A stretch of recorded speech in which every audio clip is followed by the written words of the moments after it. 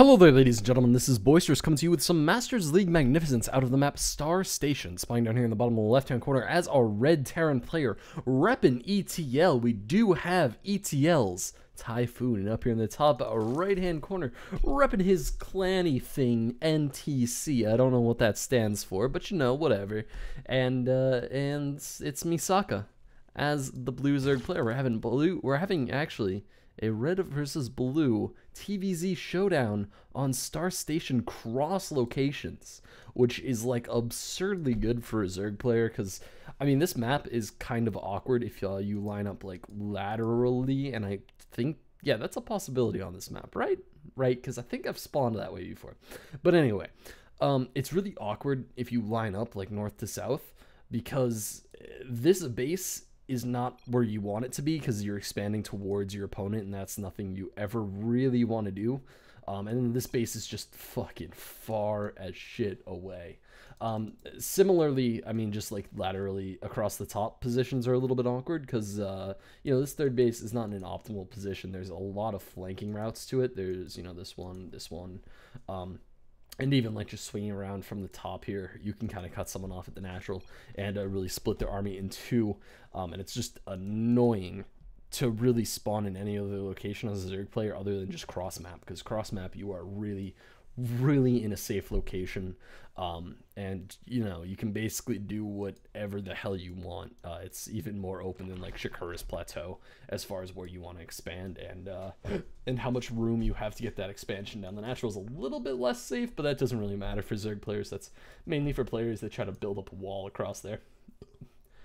It looks like we are having the scouting workers from both of our players starting to scout a little bit. The drone is already in the main base. It will be checking out here and seeing what's going on. It looks like this SCV from Typhoon will be wandering around quite a bit. It probably gets a little natural before anything threatening's up, so it will get a reasonably nice full scout off, but it's not going to learn a whole lot because this is basically standard Zerg TVZ 101, going for that fast hatchery and then following it up with an extractor and a spawning pool, just to get that fast Zergling speed out, along with a couple of queens so that you can really defend against anything too dangerous. It looks like we have Typhoon going for the extremely standard now Reaper opening, which is something that kind of shocks me about Heart of the Swarm just in general, because I think they might have upped the Reaper move speed, but other than that, the unit is arguably worse than it was. The only thing that's really awesome about it is the fact that it regenerates life now. It basically serves the same purpose that it did in Wings of Liberty. It just does it with a little bit more flair, I guess, because you can kind of hop out and regenerate life and then hop back in and get a little bit extra scouting information on. Plus, you can run away from Zerglings before they have speed and all that stuff, which you could still do in Wings of Liberty. So the Reapers really, I mean, they're still not good harassment units. They don't really kill drones too fast. I think it takes like 3 hits to kill a drone as a Reaper, and if you're playing against anyone that can micro even reasonably well, you're not going to get 3 hits off with a Reaper. It looks like this Reaper will be making its way across the map. It will be scouted out by these 2 Zerglings, and 2 Queens are on the way, so its damage will be negligible at best. It will get a reasonable amount of information out, but I mean, this is the same kind of information you would get with an SCV scout. And here comes the Reaper. It's going to be trying to shoot at a couple of drones, but it is going to be forced back here by that Queen as it manages to jump a ridiculous distance down onto that low ramp. And it looks like this Queen really does not want that Reaper to start injecting those drugs. He is trying to keep him off. He's trying to keep him on the straight and narrow. This Queen is quite noble. I like it. Good job, Queen. Keep it up. Keep on keeping on. Gotta keep those nasty Reapers on the straight and narrow. Gotta keep injecting your own hatcheries with that nasty larva inject stuff, which I really don't understand what it is. I mean, I'm not sure if they just like shoot larva into a hatchery, because that wouldn't really make sense. If they were just shooting larva into a hatchery, I think they could just shoot larva onto the ground. But it looks like they hatch eggs so that the eggs can hatch and make larvae, so that the larvae can make more eggs to hatch to make more hatcheries, to make more queens, to make more larva eggs. And it's really like the most cyclical process ever that makes no real sense. However, at this point, we do have a reasonably small amount of Zerglings coming out here. They will manage to get the snipe out on this Reaper. The Reaper, you know, screaming a little bit as he goes down. He really, really did not want to end his Tuesday like that, but you know, you just can't make it. And I would just like to say that this video is a day late, and I'll acknowledge that. But the issue is that I had accidentally muted my microphone like in the control panel due to a commentary the other day. Due to like one of my live streams with the URCL, which you guys should go check out, twitch.tv/URgaming. Beautiful segue, Boisterous. And anyway, I accidentally muted my microphone, or well, not accidentally. I muted it so that it didn't play annoying sounds while music was going on over the splash screen. And then I just forgot to unmute it, so I commentated like a 22-minute long game with my microphone completely muted, and my voice was like, nah, I'm not gonna do that again. We just did a 4-hour cast yesterday. Yeah, it's fine. You know, you can take a break for a day. So I took a break for a day, and I'm sure plenty of you are kind of a little bit mad at me. It looks like we do have the third base coming down from Misaka at the pretty generally logical place. You know, just the safer one, to be quite perfectly honest. As we do see Typhoon moving out onto the map at this point. There are a couple, 4 Hellions, in fact, moving out there.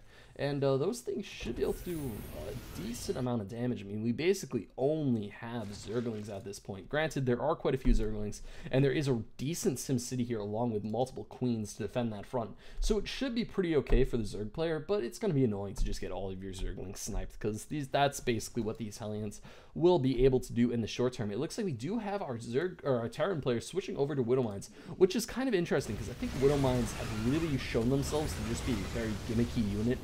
In general, I mean, the MLG, they worked very well because no one knew to send out like one Zergling in front of the rest of the pack, because that's basically how you counter Widow Mines. You just run one unit in front of everything else, because then they waste their shot on that one unit, and it's like, oh great, my Widow Mine killed a 25-25 Zergling, and then I lost it, and that was 75-25, and you know, it's a little bit painful to lose something that costs, you know, the similar cost to a Baneling, without doing any real damage. But it looks like we are going to have these Hellions moving in, and the Zerglings coming off creep. They're trying to get a surround, but that surround will just not happen. One of the Hellions does go down, 2 of the Hellions go down, even 3 going down before they manage to get running away fast enough. And that's a little bit of a good turn for the Zerg player. I mean, he lost quite a few Zerglings there, but that does not really matter to him. I mean, it's a little bit annoying to have to reproduce Zerglings, because that's basically what he has to do. But, you know, he's moving into Ling Bling Muta. He's going to lose a lot of Zerglings these days, this game, just in general. Currently, he has +1/+1 on the way, so that's pretty nice to have those upgrades coming up so early, which is kind of just a staple of Masters League Zerg play. They really have these timings down to a T. Where they're getting very, very nice upgrade timings, and then as soon as the Spire pops up, you know, we're going to see probably 7-ish Mutalisks right on their way, and that's just going to be nice and convenient. We also have Centrifugal Hooks on the way, along with Burrow, interestingly enough, so we might see some cool burrowed Banelings play, Baneling Mines. That's what I call those. Man, God, shout out to my stroke. Whew, that was impressive. And it looks like we do have a whole crap ton of Banelings morphing here right outside the natural, actually, and oh my God, this is going to be a little bit dangerous, because honestly, this Terran army is not in position. I don't know what this Terran army is defending. Oh, they're defending the new third. Oh, but we have nothing in the bunker, and we have the Overseer seeing that. He knows there's nothing in this bunker. He knows that there's really nothing at the front of the base. He's thinking like, well, this is weird. I'm a little bit skeeved out right now, because I don't know where the Terran player is, but I just know he's not here. And I think here we are going to see the roll up. That is perfectly timed when Centrifugal Hooks, actually. We're going to see Centrifugal Hooks activated like any second now. And right there's Centrifugal Hooks. And here we do see the bust going in. And oh my God, they don't even need to bust through the wall. Oh, the SCVs. Oh, the SCVs. So many of them going down. But Widow Mines are out on the field, and those guys should be able to clean up reasonably well here. 24 SCVs going down, 25. Oh my God, that was horrible for our Terran player. And if we look at the worker count, that actually puts him like 17 workers down. That is not what you want as a Terran player. Now, granted, he does have a reasonably okayly timed third, but ouch, that was awesome. I love Banelings. Those things are so freaking funny, because people like try to run their workers away.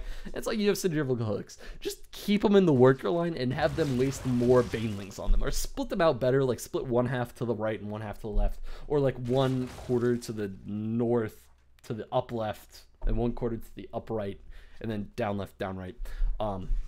And really just try to waste as many banelings as possible, because that's 8 banelings that need to hit, and you know, you want to try to get rid of as many banelings as possible. And it looks like we are going to have the Terran player actually loading up right now for what looks like quite the nasty couple of drops here.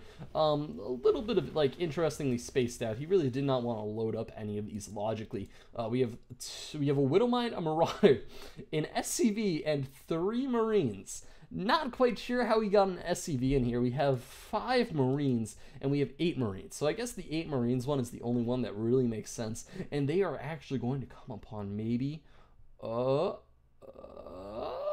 no, they are not going to come upon a massive Overlord farm, which would actually be pretty nice for Typhoon to spot, because that would be a sad thing to lose as the Zerg player currently.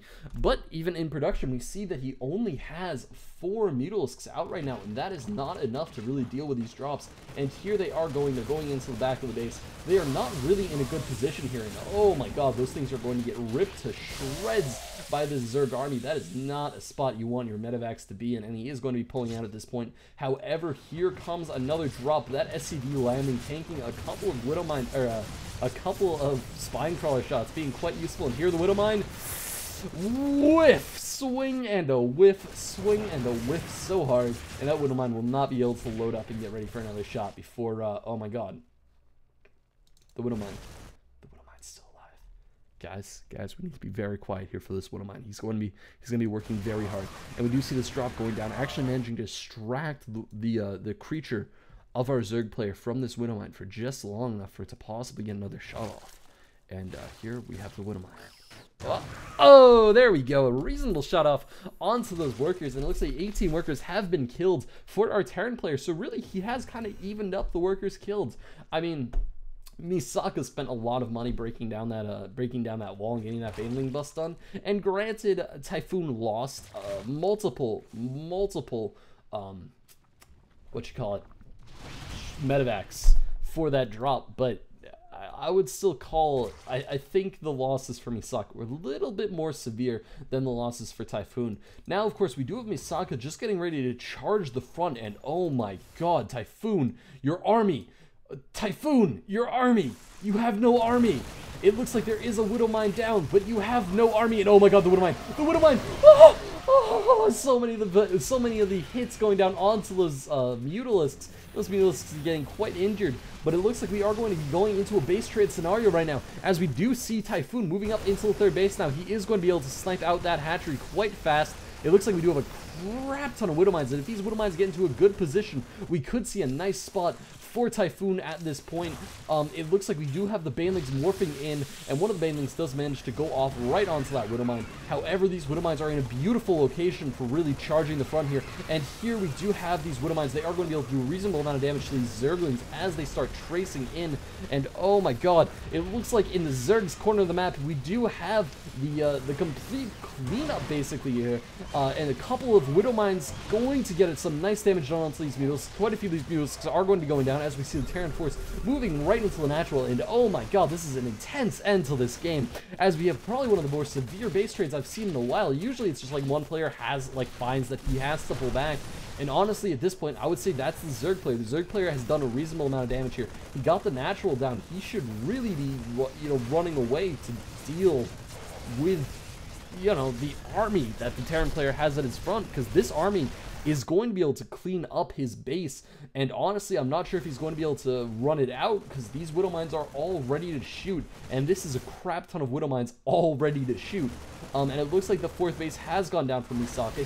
He loses his macro hatch, but he still is mining off of 2 bases, which is somewhere you can come back as a Zerg player. And here we go, a lot of damage done to these units for our Zerg player, but he does not have too much of an army left, and if he loses too much running over these Widowmines, and oh my god, crazy Widowmine hits on this entire army. None of them managed to hit Mutalisks, but there's only 5 Mutalisks left in the air, and that's not exactly where you want to be. And oh my god, there's 2 more. Oh, sniping out onto the Overseer. That's annoying. He does lose 1 Overseer to that hit, but honestly, I'm just not sure if he actually has enough to fight off this Terran army anymore, because I mean, this is a reasonably small amount of bio, but you know, there's no banelings, and that's kind of what you need. And he actually does not even have a baneling nest. He's morphing in the baneling nest right now, but he lost that. And honestly, without a baneling nest, I do not see this game happening for our Zerg player. And I think I need to call it. I think I need to say that Typhoon is going to win this game right now.